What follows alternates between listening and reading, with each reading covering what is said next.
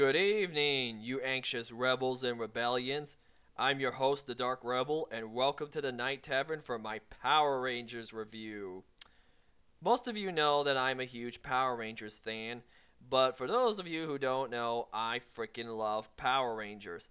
It's about five teenagers with attitude who are recruited by an intergalactic being named Zordon and his robot assistant Alpha 5 to combat against a space sorceress named Rita Repulsa who just wants to conquer the Earth for whatever particular reason, and they are given power morphers and coins to inherit the powers of ancient dinosaurs and become the Power Rangers.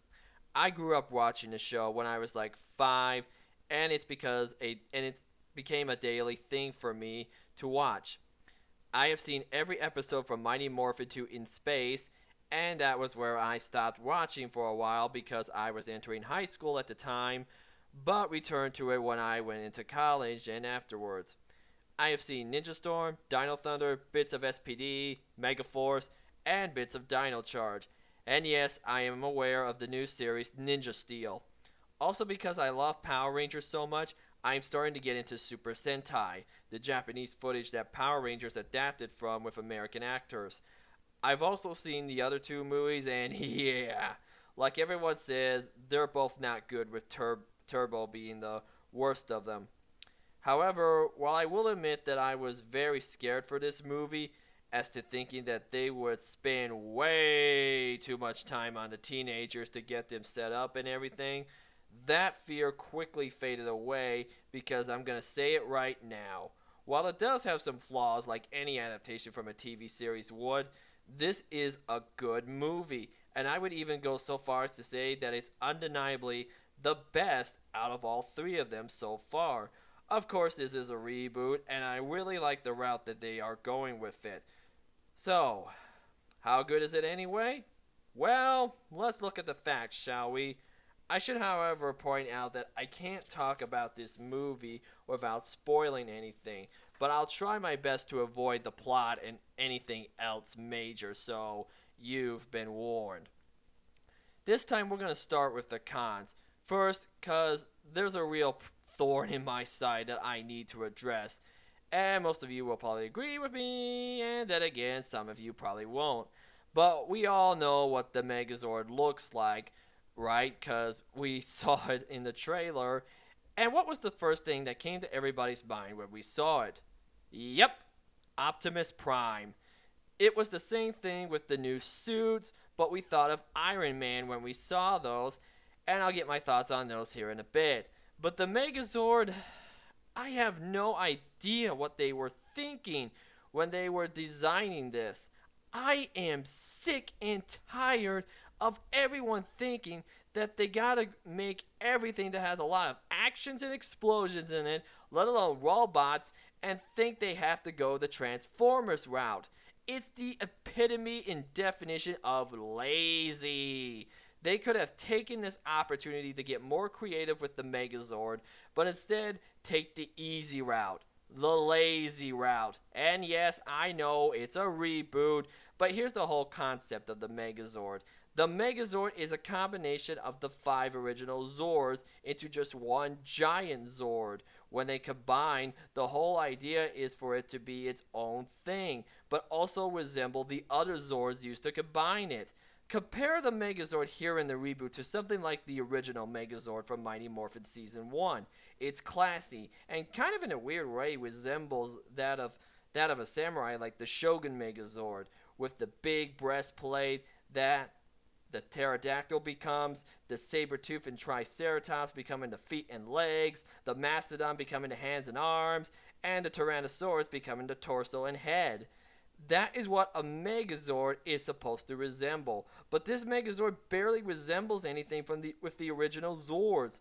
If they showed the original Zords at first in the movie, which they do, and just brought in the Megazord right from the get-go when we didn't see the individual Zords, I wouldn't have noticed at all that it was a unified Zord of the other 5 than we saw previously. But I'm just saying that in times for even a reboot like Power Rangers, you need to be more creative and not lazy. Another big con for this movie that everyone seems to agree on is Goldar. I mean, What the flying fuck is this? Really, guys? What the fuck is this? This was the best that you could come up with? A shitty CGI monster made out of gold? Okay, I'll give you the benefit of the doubt that the name Goldar actually goes with this idea, but again, this is pure laziness. I honestly don't know which is worse, this or this. And as you can see, there's a lot of CGI in this movie, which is probably the other final con for this movie that I can think of. There's too much of it in this movie. I honestly almost feel like that this is either a Michael Bay or Steven Spielberg movie instead of a Saban movie, since those two love using a lot of CGI in their movies. One of the best charms from the original TV series was that everything from the putties to the monsters and even the Rangers wore colorful spandex outfits, and we go to complete CGI. Even the Ranger suits look like CGI, at least when they're fighting against the putties that I don't know, but I don't know. If you do know, notify me on that, would you? Oh, and I should point out the biggest insult in this movie, and everybody is talking about it, and I need to bring it up. When Goldar is trashing Angel Grove, and Rita makes her way to the location of, and I'm not giving away anything here, this is either in the trailer or online, a fragment of the Zeal Crystal. She goes into a Krispy Kreme store, and I shit you not, eats a fucking donut. No, seriously, I am not shitting you. Not only is that insulting, but it is the biggest, and I mean the biggest, fuck up for a villain from an iconic TV series like Power Rangers. I don't know whether to call that lazy, insulting, or just plain stupidity. No, wait, I think all three will suffice just fine. Oh, and there's also one more thing. The superpowers. Yes, I can see them getting them in a reboot, but I'm still calling it out. Much like Linkara, I do not like the civilian powers. The whole general concept and idea of Power Rangers is that the powers come from the morphing grid after they have morphed, not being given powers linked to them through their power coins or whatever kind of power that they have. We've seen this a lot in the original series. We've seen it in the third season of Mighty Morphin. We've seen it in Ninja Storm, Dino Thunder, SPD, Mystic Force, Operation Overdrive, and I think a bit in Samurai. However, while most of those were in a different morph state, it was Dino Thunder and Operation Overdrive that really exploited the civilian powers. And I didn't like it then, and I honestly don't like it here. What makes it worse is that instead of giving them different powers, they basically have the same kind. Super strength and super speed. Really, guys? Really? That was the best you could come up with, even for a reboot. Those are the two basic common superpowers ever, guys. Try to be more creative. Not lazy, creative. Ugh. Okay, now with the cons out of the way, let's talk about the pros, because honestly, there's a lot in this movie. Far more than I had hoped. First off, the Rangers. Oh my god. I freaking love these Rangers and the way they've been set up. These Rangers, instead of being the goody-goody two-shoes that they were in Mighty Morphin and Pretty Bland, these Rangers are screw-ups. And they even mentioned that in the movie. They were at first good kids, but then all of a sudden went off on the deep end. And I'm not talking dark deep, but you probably get what I'm talking about. I've always stated that these are the types of characters that can evolve very well and have great character development.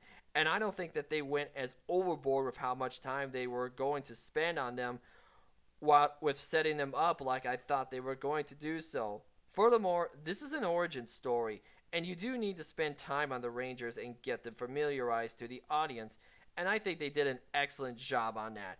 Even the actors who portrayed them, I think, did an excellent job. They were clearly giving it their all and performed in a balanced way. I would probably say that my favorite Ranger is Jason, while the others are good, especially Billy, and I mean Billy, oh my god, he is very good in this reboot. I like the idea that they went with him. He is still the typical genius like he was in the original, But the nice twist that they added on with that is that he has some kind of autism. And I really think that is a great idea for his character. That kudos, guys. That's pretty ingenious in my opinion. But I still like Jason more because of his character. He apparently was a star football player for his school, and then all of a sudden he just flips into a complete 180. Yeah, that's kind of weird, honestly, and dare I say, kind of mysterious. Hopefully, in the sequel, we'll see what caused him to flip like that, since we don't see it really here in the movie, unlike the others. Zordon is great in this movie too. What I love is that they made him a lot more stricter, and even gave him a tragic backstory of how he came to be as he is. Bryan Cranston, I think, did a good job as Zordon, as I believe that this guy was a true mentor, even if he had some doubts that this group was indeed the next Rangers. Alpha 5, despite the design being a little quirky, dare I say, is a fucking badass in this movie. Oh my goodness. I freaking love Alpha in this movie. He's moving around a lot more, and what makes it, dare I say, kind of funny and cool is that he's not only helping train the Rangers, but he's legitimately kicking their asses and is more flexible in my opinion. And it was just funny. I got several laughs out of watching Alpha kick the Rangers' ass while trying to train them. I was just laughing my ass off. I think everybody in the theaters was laughing their asses off at that. Though for some reason, when he first came in and we saw how his arms stretched out, why was the first thing that came to my mind tentacle hentai? You'll see what I mean if you go out and see this movie, or if you've already seen it. But nevertheless, he is freaking awesome, and I just love him in this movie. I really liked Elizabeth Banks as Rita also. I think she did a good job of representing her, and her outfit is freaking awesome. I mean, we've seen it long before the trailer came out and everything. We saw the pictures and everything, and a lot of us liked it. And I do too. I really liked it. I love the green fingernails, the green armor that she wears and everything, the green hair and everything, and just kind of like how her armor is just like around her, and not just her body, but her face, is how parts of it are on her face and everything. It just makes her look a little more, dare I say, sinister. It's awesome in my opinion. While the Megazord is stupid, the individual Zords are actually, dare I say, pretty freaking awesome. The CGI for them, in my opinion, is not bad. It's not great or good, but not bad. But the designs do look pretty awesome and everything. I do wish there was more action in this movie with the Rangers in the suits. But again, this is an origin story, and there's not going to be that much of it in it when you're trying to set up the status quo. Hopefully we'll see more action in the sequel and everything.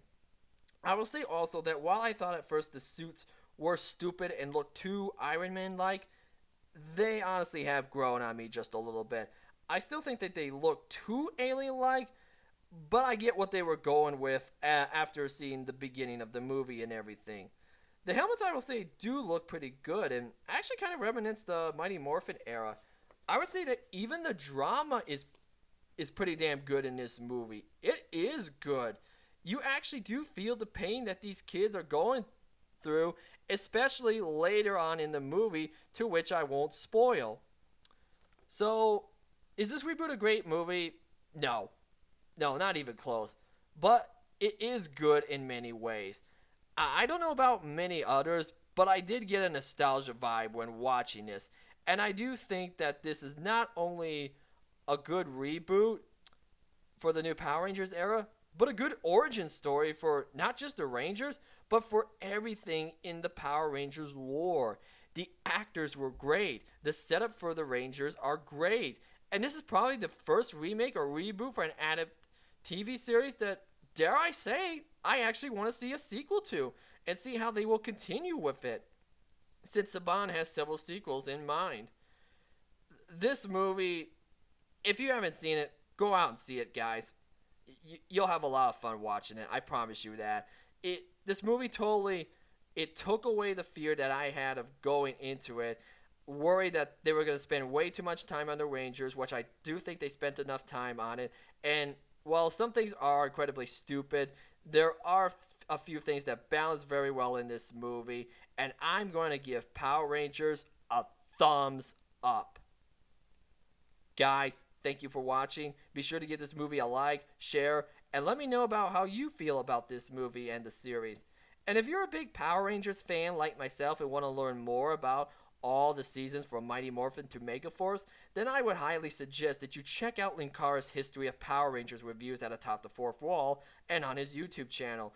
Though the ones on his channel are remakes due to copyright issues, but you can find the originals on his website. I'll post the links in the description below, and as always, this is the Dark Rebel, and the Night Tavern is closed for the rest of the day. Good night, everybody, and go Power Rangers.